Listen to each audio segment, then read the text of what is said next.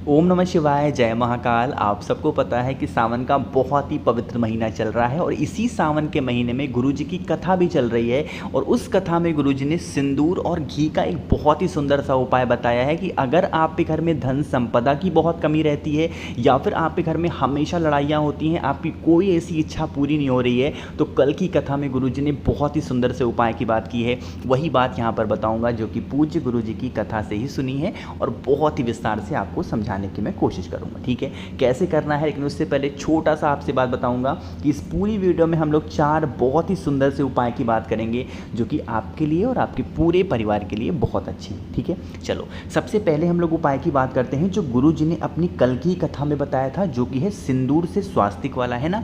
गुरु जी ने एक बहुत ही प्यारी सी बात बताई थी, आप सभी लोगों ने सुनी होगी, मुझे पूरी उम्मीद है कि जहां पर जिस जगह पे सिंदूर का वास होता है, जहां पर सिंदूर होता है, वहां पर कोई भी अनहोनी नहीं हो सकती। चाहे वो अनहोनी आपके हस्बैंड को लेकर के हो, चाहे वो अनहोनी धन संपदा को लेकर हो या फिर किसी भी चीज़ को लेकर, है ना। तो अगर आपके घर में धन संपदा की बहुत कमी रहती है, माता लक्ष्मी का वास नहीं होता है, उसके लिए आपको लेना होगा इस तरीके से सिंदूर। ठीक है, बहुत ज़्यादा नहीं, थोड़ा सा सिंदूर ले लेना।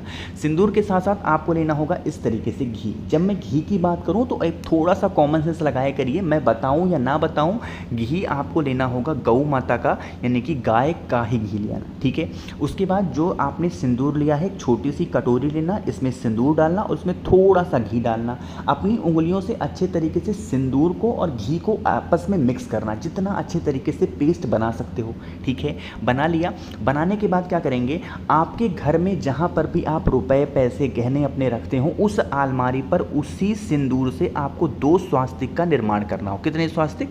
2 स्वास्तिक का निर्माण करना होगा, कुछ इस तरीके से। ठीक है, निर्माण कर देना। और अगर आपका कोई व्यापार है, दुकान है, वो नहीं चलता है, तो उसी सिंदूर को ले जाएंगे अपने दुकान पे, अपने व्यापार वाली जगह पे, और इसी तरीके से 2 स्वास्तिक का निर्माण करेंगे। जो भी व्यक्ति सिंदूर से और घी को मिला करके स्वास्तिक का निर्माण कर देता है, उसके घर में कभी भी कोई अनहोनी नहीं हो सकती है, कभी भी कोई गलत चीज़ें घर में प्रवेश नहीं कर सकती है, नेगेटिव एनर्जी घर से बाहर जाती है और माता लक्ष्मी का वास उसके घर में हमेशा बना रहता है। ठीक है, तो गुरुजी ने पहला तो ये बताया था कि सिंदूर वाला।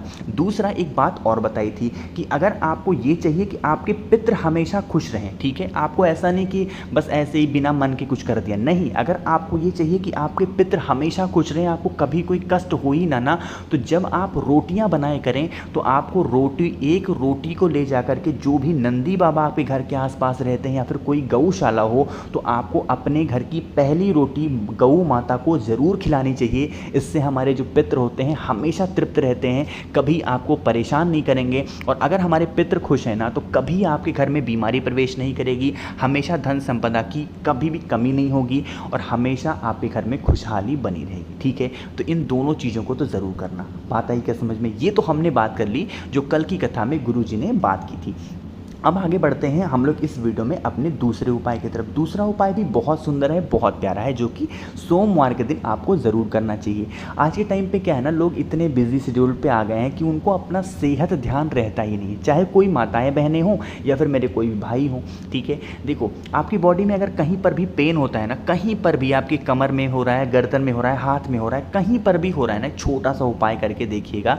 यहाँ पर आपको स्क्रीन पर दिख रहा होगा, ये क्या है? ये है जनेऊ, है ना। जनेऊ महादेव को ज़रूर समर्पित किया जाता है, तो आपको इस तरीके से लेना होगा 2 जनेऊ, ज़्यादा नहीं, मात्र 2 जनेऊ लेना। लेकिन जो जनेऊ लोगे ना आपको यह जनेऊ को पीला करना है। पीला करने का आपके पास 2 ऑप्शन है। पहला ऑप्शन तो यह है कि इस जनेऊ को आप हल्दी से पीला कर सकते हैं, लेकिन काफ़ी लोगों को डाउट होता है, भैया हल्दी तो महादेव को नहीं चढ़ाई जाती, तो अगर आपको डाउट है तो हल्दी मत लेना। लेकिन अगर आपके पास पीला चंदन हो तो आप पीले चंदन से इस जनेऊ को अच्छे तरीके से पीला कर दो। ठीक है, और जिस भी कामना से, जहाँ पर भी पेन होता है, जो भी आपके बॉडी में प्रॉब्लम है, उस प्रॉब्लम का ध्यान करते हुए 2 जनेऊ गिन करके 2 जनेऊ महादेव के शिवलिंग के ऊपर समर्पित कर देना।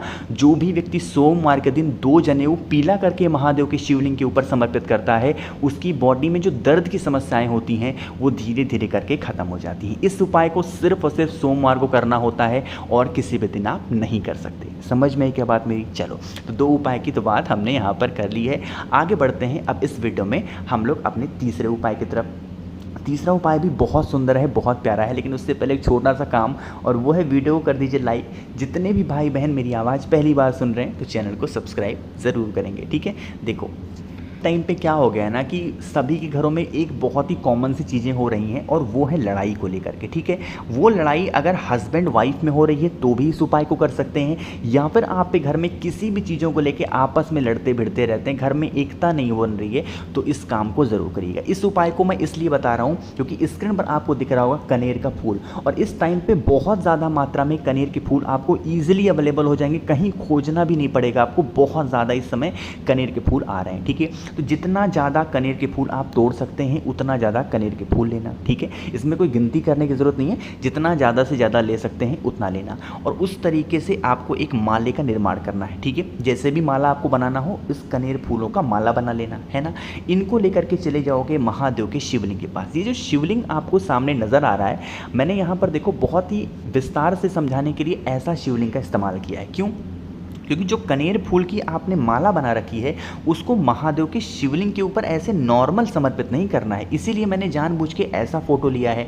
आपने जो कनेर का फूल बनाया है, मैंने कहा था बड़ा बनाना, ठीक है। तो आप क्या करेंगे, ये जो आपको कलश दिख रहा है ना महादेव के शिवलिंग के ऊपर, ऐसे महादेव के मंदिर में जाना जहाँ ऊपर कलश लगा हुआ हो, और इस कलश से होता हुआ आपको वो कनेर की फूल की माला को महादेव के शिवलिंग के ऊपर, और ऐसे वो माला जलाधारी तक जाए, इतना बड़ा माला आपको बनाना होगा। यहाँ पर आपको थोड़ा बड़ा ज़रूर दिख रहा है, लेकिन जो कलश लटका हुआ होता है इतना ऊपर नहीं होता है, और जो शिवलिंग होते हैं इतने छोटे नहीं होते हैं, ठीक है। तो ये थोड़ा सा अटपटा सा है, बट कोई दिक्कत नहीं है। आपको यहाँ से लेकर के पूरा जलाधारी तक आपको उस माला को पहनाना होगा। समर्पित करने का यही नियम होता है कनेर की फूल की माला को। बाकी सजाना हो तो सजाने वाला जैसे सजा सकते हो वैसे सजाओ, कोई दिक्कत नहीं, ठीक है। जो भी व्यक्ति इस तरीके से उपाय को कर लेता है किसी विशेष दिन, अब सावन के महीने का हर सोमवार अपने आप में बहुत विशेष माना जाता है, बहुत खास माना जाता है। तो सोमवार के दिन कर सकते हैं, प्रदोष पड़ती है प्रदोष कर सकते हैं, मासिक शिवरात्रि पड़े उस दिन कर सकते हैं, अमावस्या पड़े उस दिन कर सकते हैं। कोई भी विशेष दिन कर लेता है, उसके घर में से कभी भी लड़ाइयाँ नहीं होती, हमेशा प्रेम बना रहता है, ठीक है। इस उपाय को तो ज़रूर करना है सबको। चलो 3 उपाय की बात हो गई है, आगे बढ़ते हैं इस वीडियो में हम लोग अपने चौथे उपाय। चौथा उपाय मैं कई बार बता चुका हूं, तो मैंने सोचा ये सोमवार का दिन आ गया है, आप सभी को इस काम को ज़रूर करना चाहिए। स्क्रीन पर आपको दिख रहा होगा ये है बेलपत्र। तो आपको एक बहुत ही प्यारी सी, बहुत ही सुंदर सी मात्र एक बेलपत्र की ज़रूरत होगी, ठीक है। ले लिया। साथ ही साथ आपको लेना होगा इस तरीके से दूध। अब मैं जब भी दूध की भी बात करूँ तो यहाँ पर भी आपको अपना कॉमन सेंस लगाना है कि दूध होना चाहिए गौ माता का, और वो कौन सा दूध होना चाहिए, कच्चा दूध होना चाहिए, दूध को पकाया गया ना हो, ठीक है। ले लिया। अब इस कच्चे दूध में आपने जो एक बेलपत्र ली है ना, उस एक बेलपत्र को इसी कच्चे दूध में आपको डाल देना, ठीक है। डाल दिया। उसके बाद लेके चले जाओगे महादेव के शिवलिंग के पास। इस उपाय की सबसे खूबसूरत बात यह है कि यह आप अपने घर पे भी कर सकते हैं, है ना।